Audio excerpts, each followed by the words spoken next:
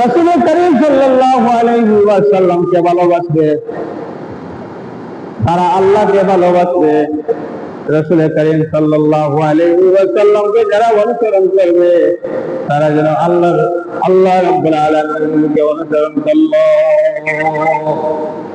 এজন্য যারা রাসূল করিম সাল্লাল্লাহু আলাইহি ওয়াসাল্লামের দেখানো পথে চলবে না, কাল কিয়ামতের দিন আল্লাহ সুবহানাহু ওয়া তাআলা তাদের জন্য ওজনের কোনো ব্যবস্থা করবেন না, তাদেরকে বিনা ওজনে তাদেরকে জাহান্নামে দিয়ে দিবেন। এর জন্য আল্লাহ রাব্বুল আলামিন বলেন, ওয়াল হাল নাবিউকুম বিল আখসারিন আমালা,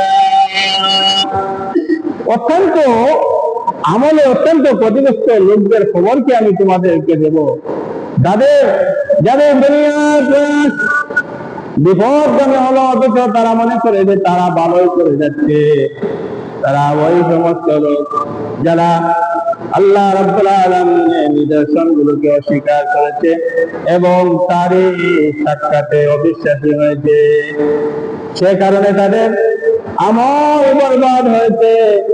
তাই তাদের জন্য আল্লাহ রাব্বুল আলামিন রোজ হাসরের দিন ওজনের কোনো ব্যবস্থা করবেন না, ওজনের কোনো ব্যবস্থা করবেন না। বলেন নাউযুবিল্লাহ।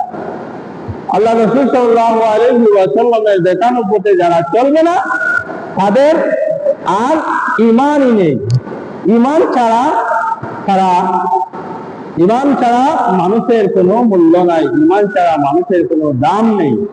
এর জন্য অন্য আয়াতে আল্লাহ রাব্বুল আলামিন বলেন, فلا وربك لا يؤمنون حتى يحكموك فيما شجر بينهم ثم لا يجدوا في أنفسهم حرجا مما قضيت ويسلموا تسليما।